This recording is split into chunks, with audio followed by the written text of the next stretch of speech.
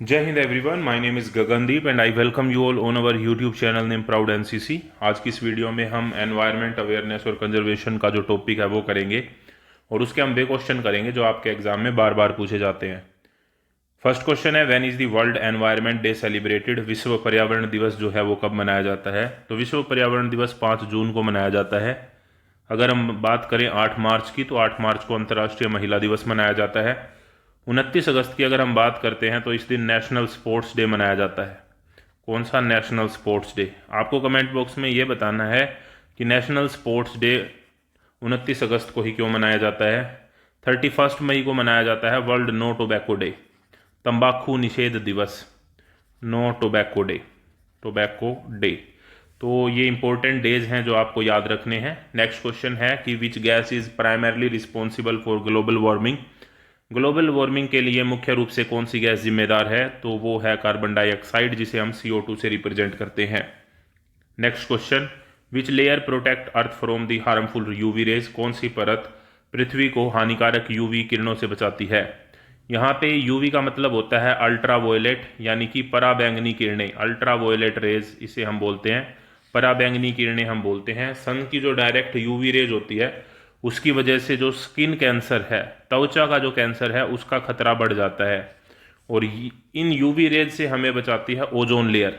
ठीक है, option A correct answer है। ओजोन को हम O3 से रिप्रेजेंट करते हैं और ओजोन लेयर को जो सबसे ज़्यादा नुकसान पहुंचाता है वो है CFC। CFC की फुल फॉर्म होती है क्लोरोफ्लोरोकार्बन। और ये जो CFC है ये AC और जो फ्रिज होते हैं इनसे सबसे ज़्यादा निकलता है। तो ये बातें आपको याद रखनी है। Next question, question number 4, what is the major cause of acid rain? अम्लीय वर्षा का प्रमुख कारण क्या है? तो एसिड रेन जो होती है, अम्लीय वर्षा जो होती है, वो SO2 और NO2 की वजह से होती है। वायु प्रदूषण इसमें हो गया SO2 और NO2 का। और एसिड रेन से क्या होता है कि एसिड रेन से, जैसे कि अगर हम ताजमहल की बात करें तो उसका जो मार्बल है उसका कलर वाइट से येलो हो रहा है, किसकी वजह से? एसिड रेन की वजह से। Next question, rain water harvesting is useful for? वर्षा जल संचयन किसके लिए उपयोगी है? रेन वाटर हार्वेस्टिंग का मतलब होता है कि बारिश के पानी को स्टोर करना। तो उससे हम इरिगेशन, सिंचाई कर सकते हैं। ग्राउंड वाटर रिचार्ज होता है, यानी कि भूजल का पुनः भरण होता है। गार्डनिंग भी कर सकते हैं, बागवानी भी। तो ऑप्शन डी यहाँ पर करेक्ट आंसर होगा, all of the above. Next question, what is the best way to manage waste? कचरे को प्रबंधित करने का सबसे अच्छा तरीका? इसे नदियों में फेंकना बिल्कुल भी नहीं, खुले क्षेत्रों में जलाना नहीं, रिसाइकलिंग और कंपोस्टिंग बिल्कुल सही, जमीन में दबाना हो सकता है लेकिन सबसे सही तरीका तो नहीं है। रिसाइकलिंग में क्या है कि जो भी चीज़ रिसाइकल की जा सकती है, मतलब दोबारा से यूज की जा सकती है, उसे दोबारा से यूज करना।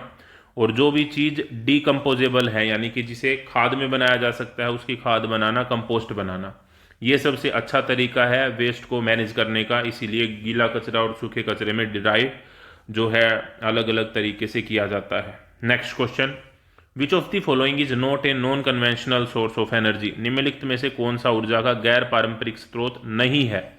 नहीं है, ठीक है। तो आप देखिए, इनमें से 3 एक जैसे होंगे और एक अलग होगा। जैसे हम बात करते हैं विंड एनर्जी, सौर एनर्जी और बायोगैस, ये अलग है। और इसमें जो फॉसिल फ्यूल है, फॉसिल फ्यूल जैसे कोयला हो गया हमारा, या फिर जो भी तेल होता है, पेट्रोल डीजल वगैरह, तो उन्हें हम एक बार यूज़ करके दोबारा यूज़ नहीं कर सकते, वो लिमिटेड है, वो ख़त्म हो जाएंगे। लेकिन विंड एनर्जी और सोलर एनर्जी को दोबारा से यूज़ किया जा सकता है।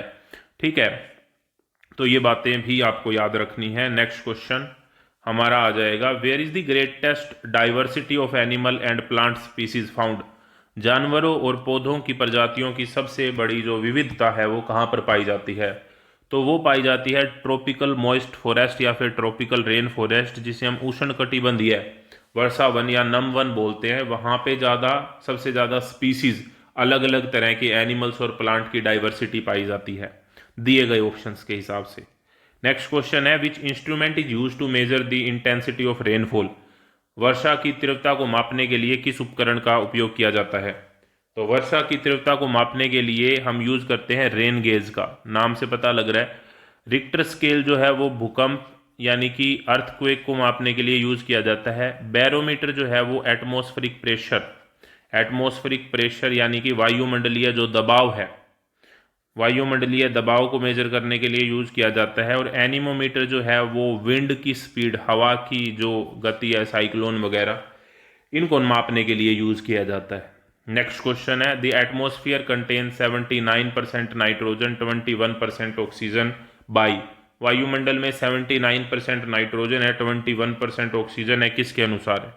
एक्चुअल में ये बिल्कुल 79 तो नहीं होता, 78 पॉइंट समथिंग होता है, क्योंकि बाकी और गैसें भी होती हैं, लेकिन अप्रोक्सीमेटली हम कह सकते हैं। और ये जो होती है ये बाई क्या है? ये है बाई वॉल्यूम, यानी कि वॉल्यूम के हिसाब से 78-9% नाइट्रोजन होती है, 21% के आसपास ऑक्सीजन होती है। Next question, which in NCC activity is directly related to the environmental conservation. NCC की कौन सी गतिविधि पर्यावरण संरक्षण से संबंधित है? तो ब्लड डोनेशन नहीं, वृक्षारोपण सही है, ट्रैफिक कंट्रोल नहीं, ड्रिल नहीं। तो ऑप्शन बी हमारा ट्री प्लांटेशन यानी कि वृक्षारोपण सही जवाब हो जाएगा। Next question, question number 12, ultra violet rays from the sun are one of the main cause of. सूर्य से निकलने वाली जो पराबैंगनी किरणें हैं वो किसका प्रमुख कारण है? तो वो है त्वचा कैंसर यानी कि स्किन का कैंसर, इसका प्रमुख कारण होते हैं। और ये रोकने में कौन मदद करती है? Ozone layer. ओजोन जो परत है वो यूवी रेज को सीधे हमारे तक आने में रोकने से रोकती है। Next question, chlorofluorocarbon CFC increase the risk of skin cancer and eye damage due to. Chlorofluorocarbon किसके कारण त्वचा कैंसर और आंखों की क्षति को खतरा को बढ़ाते हैं? तो इसकी वजह से क्या होता है? एयर पोल्यूशन होता है और अल्टीमेटली होता है ओजोन लेयर का डिप्लीशन, ओजोन का क्षरण, जिससे फिर यूवी रेज धरती के ऊपर आ जाती हैं और उससे स्किन कैंसर का जो खतरा है वो बढ़ जाता है। Next question, which of the following is an example of habitat creation of wild life protection. वन्य जीवन की सुरक्षा के लिए आवास निर्माण का एक उदाहरण निम्नलिखित में से कौन सा है? तो उनमें से जो एग्जाम्पल्स की अगर हम बात करते हैं तो नेशनल पार्क बनाना, राष्ट्रीय उद्यान, botanical garden banana, zoological park banana.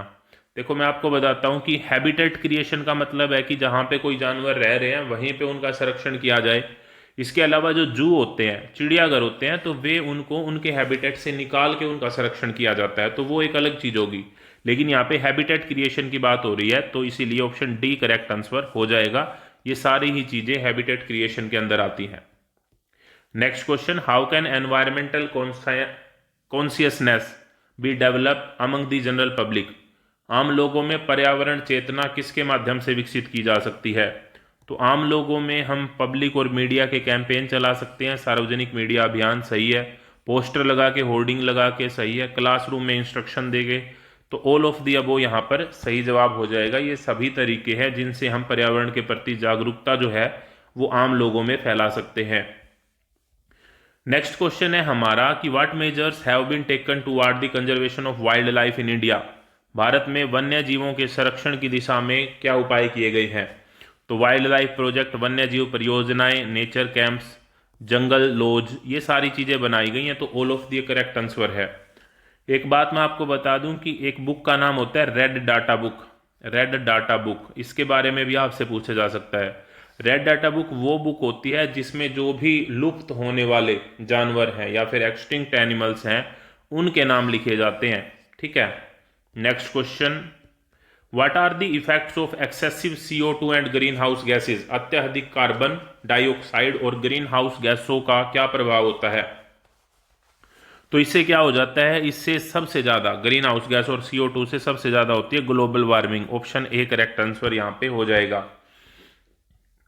Next question, which is one of the most successful technique for water conservation in India. Bharat में जल संरक्षण की सबसे सफल तकनीकों में से एक कौन सी है? तो बांध बनाना, रेन वाटर हार्वेस्टिंग, डिफोरेस्टेशन वनों की कटाई, ग्राउंड वाटर एक्सट्रैक्शन भूजल निष्कर्षण। तो ऑप्शन बी जो है वो सही जवाब है। जल संरक्षण के लिए सबसे सफल तकनीक है कि रेन वाटर को हार्वेस्ट करें। Next question, what is the major reason for high electricity consumption in industries. उद्योगों में बिजली की खपत का प्रमुख कारण कौन सा है? प्रकाश व्यवस्था, एयर कंडीशनिंग, फैक्ट्री मशीनरी। तो ऑप्शन सी करेक्ट आंसर है। जब हम इंडस्ट्रीज के अंदर इलेक्ट्रिसिटी की कंजप्शन की बात करते हैं तो। Question number 20, what is the role of solar cell in a solar energy system. सौर ऊर्जा प्रणाली में सोलर कोशिकाओं की भूमिका क्या है? कोशिका तो नहीं है, ये सोलर सेल्स हैं, और यहाँ पे सेल्स का मतलब कोशिका नहीं है, ठीक है, लेकिन फिर भी ये क्या करते हैं, सोलर सेल जो होते हैं वो सनलाइट को डायरेक्टली इलेक्ट्रिसिटी के अंदर कन्वर्ट करते हैं, सूर्य के प्रकाश को सीधे बिजली में बदलना। What does energy conservation mean? ऊर्जा संरक्षण क्या है? ऊर्जा संरक्षण का मतलब होता है रिड्यूसिंग एनर्जी कंजम्पशन, ऊर्जा की खपत को कम करना। What is the major benefit of solar energy? सौर ऊर्जा का प्रमुख लाभ कौन सा है? तो सौर ऊर्जा का जो प्रमुख लाभ है उसका ये सबसे मेन बात है कि इसमें कोई भी एयर पोल्यूशन या फिर वाटर पोल्यूशन नहीं होता है। In urban areas without treatment rain water can not be used for. शहरी क्षेत्रों में बिना उपचार के वर्षा जल किस उद्देश्य के लिए उपयोग नहीं किया जा सकता? गार्डनिंग के लिए किया जा सकता है, कार धोने के लिए किया जा सकता है, टॉयलेट में फ्लश करने के लिए किया जा सकता है, लेकिन जो ड्रिंकिंग और कुकिंग के लिए है वो डायरेक्टली हम यूज नहीं कर सकते रेन वाटर को विदाउट ट्रीटमेंट के, और स्पेशली शहरों में, ठीक है। तो ऑप्शन डी हमारा यहाँ पे सही जवाब हो जाएगा।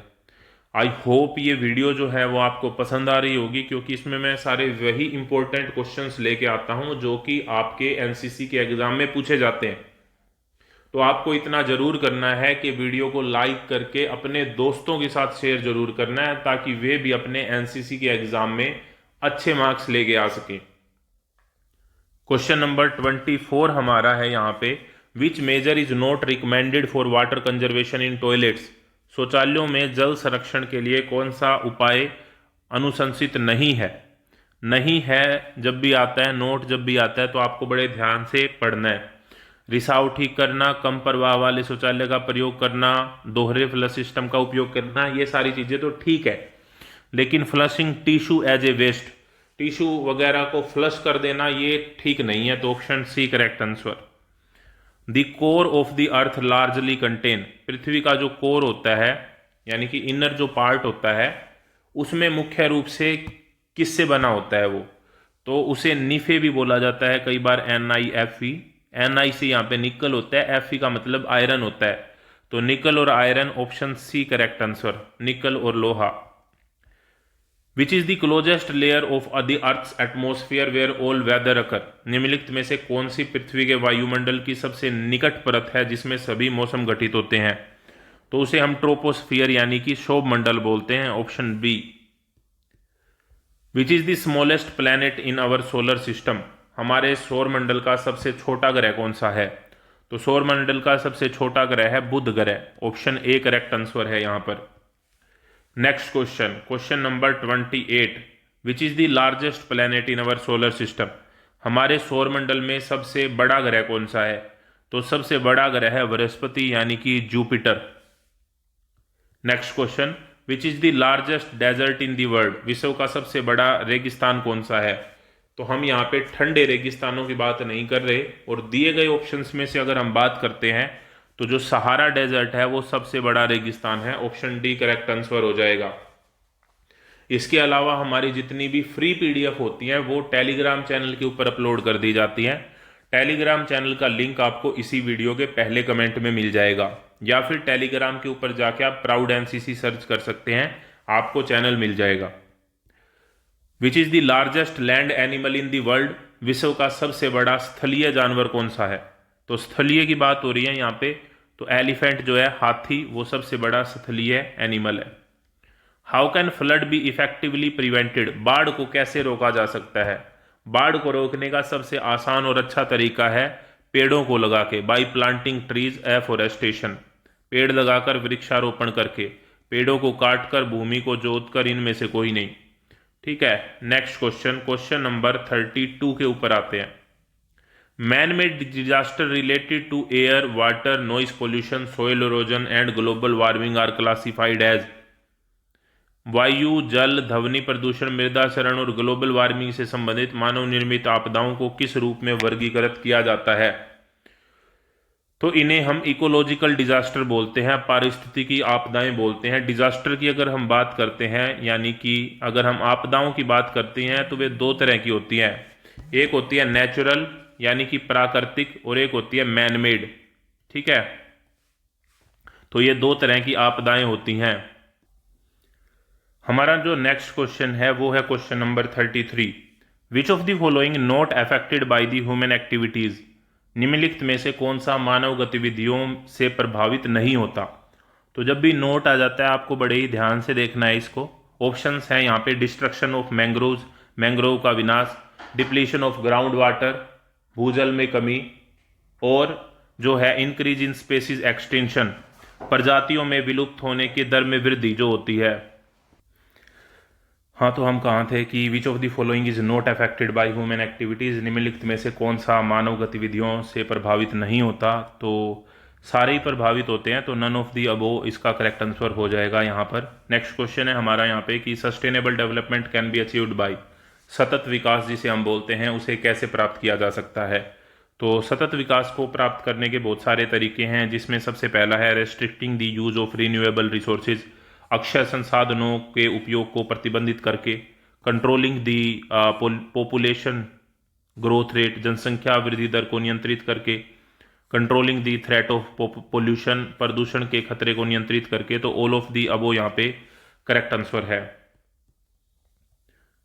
नेक्स्ट क्वेश्चन है यहाँ पे approximately how many pounds of oxygen does a mature tree release in a year, एक पेड़ एक साल में लगभग कितने पाउंड ऑक्सीजन देता है। तो depends on the variety of the tree, but on an average अगर हम लेते हैं तो 260 पाउंड इसका करेक्ट आंसर हो जाएगा। नेक्स्ट क्वेश्चन है यहाँ पे क्वेश्चन नंबर 36, दी स्वच्छ भारत अभियान प्राइमरली फोकस ऑन, स्वच्छ भारत अभियान जो है वो मुख्य रूप से किस पर केंद्रित है। तो ये नाम से हमको पता चल रहा है कि जो स्वच्छ भारत अभियान जो है वो स्वच्छता से संबंधित है। तो स्वच्छता से संबंधित है तो ये promoting cleanliness and sanitation, option B correct answer, सफाई और स्वच्छता को बढ़ावा देना। ये जो स्वच्छता अभियान था इसका जो मेन मोटो था कि ना गंदगी करेंगे और ना करने देंगे। आपको कमेंट बॉक्स में ये बताना है कि जो स्वच्छता अभियान है वो कब लॉन्च किया गया था और कहाँ से लॉन्च किया गया था। Next question, question number 37, which of the following does not belong to solid waste, निम्नलिखित में से कौन सा ठोस कचरे से संबंधित नहीं है। Waste water release by household, घरों द्वारा छोड़ा गया अपशिष्ट जल, तो जल तो ठोस से रिलेटेड नहीं है, तो यही करेक्ट आंसर हो जाएगा, ऑप्शन ए। नेक्स्ट क्वेश्चन है DVD, music player, TV and telephones are categorised as, DVD, music player, TV और टेलीफोन को किस रूप में वर्गीकृत किया जाता है। तो ये सभी के सभी इलेक्ट्रॉनिक वेस्ट यानी कि ई वेस्ट के अंदर आते हैं, इलेक्ट्रॉनिक कचरा इन्हें कहा जाता है, option B. Next question, what is the primary objective of the Swachh Bharat अभियान लॉन्च्ड बाय द गवर्नमेंट, सरकार द्वारा शुरू किए गए स्वच्छ भारत अभियान का प्राथमिक उद्देश्य, नेशन वाइड क्लीनलीनेस कैंपेन, राष्ट्रव्यापी स्वच्छता अभियान। आपको यह बताना है कि भारत में इस समय पे कौन सा ऐसा शहर है जिसे सबसे स्वच्छ शहर का अवार्ड दिया जाता है। Next question, question number 40, trees help us overcome which major environment problem, पेड़ हमें किस प्रमुख पर्यावरणीय समस्या से उबरने में मदद करते हैं। तो अधिक जनसंख्या नहीं है तो नहीं होगा, पोल्यूशन बिल्कुल सही है, बेरोजगारी निरक्षरता नहीं है, तो option B correct answer. Next question, deforestation does not lead to, वनों की कटाई का परिणाम क्या नहीं है। तो maintaining the balance of gases in the atmosphere, causing global warming, global warming तो होती है, वर्षा कम होती है, मृदा अपरदन को बढ़ावा मिलता है, तो ऑप्शन ए करेक्ट आंसर यहां पर हो जाएगा।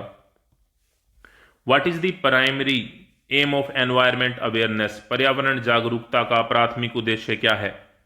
इसका जो प्राथमिक उद्देश्य है वो है to educate people about environmental conservation, पर्यावरण लोगों को पर्यावरण संरक्षण के बारे में शिक्षित करना।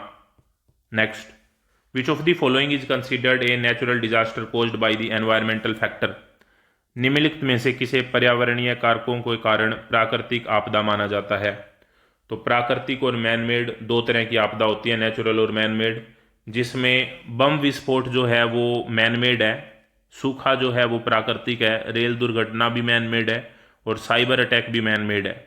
तो यहाँ पर अगर हम बात कर रहे हैं कि किसे natural disaster considered a natural disaster, तो सूखा जो है, ड्रोट जिसे हम बोलते हैं, सूखा एक नेचुरल डिजास्टर है जो कि बारिश की जो कमी होती है उसे कहा जाता है। Question number 44, keeping the living area and its surrounding environment clean is called, रहने वाले क्षेत्र और उसके आसपास के वातावरण को साफ सुथरा रखना क्या कहलाता है। तो उसे हम क्या बोलेंगे, उसे हम बोलेंगे सैनिटेशन, यानी कि स्वच्छता। और खुद का अपना ध्यान रखना, नहाना, नाखून को टाइम पर काटना, ये सारी चीज़ें पर्सनल हाइजीन यानी कि व्यक्तिगत स्वच्छता के अंडर आती है। फर्स्ट एड की अगर हम बात करते हैं तो कोई भी दुर्घटना या फिर इमरजेंसी होती है उस टाइम पे जो डॉक्टर के पास जाने से पहले जो भी मेडिकल हेल्प अपने लेवल के ऊपर प्रोवाइड की जाती है उसे फर्स्ट एड बोला जाता है। नेक्स्ट क्वेश्चन है हमारा, जो मैंने आपसे पूछा था इसी वीडियो में, कि द स्वच्छ भारत अभियान वाज ऑफिशियली लॉन्च्ड ऑन। स्वच्छ भारत अभियान जो है वो आधिकारिक तौर पर कब शुरू किया गया था? तो ये शुरू किया गया था 2 अक्टूबर 2014 को, और पीएम मोदी के द्वारा इसे लॉन्च किया गया था दिल्ली से। ठीक है, तो जगह का नाम भी अगर आपसे पूछा जाए तो आप यहाँ पर बता सकते हैं। Next question, which of the following is a man made environment hazard. निम्नलिखित में से कौन सा मानव निर्मित पर्यावरणीय खतरा है? तो सुनामी मानव निर्मित नहीं है, चक्रवात मानव निर्मित नहीं है, अर्थक्वेक मानव निर्मित नहीं है। जो मानव निर्मित है इसमें से वो है radioactive waste. Radioactive waste ऐसे जो सब्सटेंस होते हैं जो अल्फा बीटा और गामा रेज रिलीज करते हैं उन्हें रेडियो एक्टिव बोला जाता है। एग्जाम्पल के तौर पर uranium 235। Next question, what is the main purpose of building A national park. राष्ट्रीय उद्यान नेशनल पार्क बनाने का मुख्य उद्देश्य क्या है? इसका जो मुख्य उद्देश्य है वो है protection of wildlife and natural habitat, वन्य जीवन और प्राकृतिक आवासों की सुरक्षा करना। Question number 48, water for civil supply is commonly purified by which method. नागरिक आपूर्ति के लिए पानी को सामान्यतः किस विधि द्वारा शुद्ध किया जाता है? तो इस प्रोसेस को बोला जाता है क्लोरीनेशन, जिसमें पानी में क्लोरीन मिला के उसे शुद्ध किया जाता है।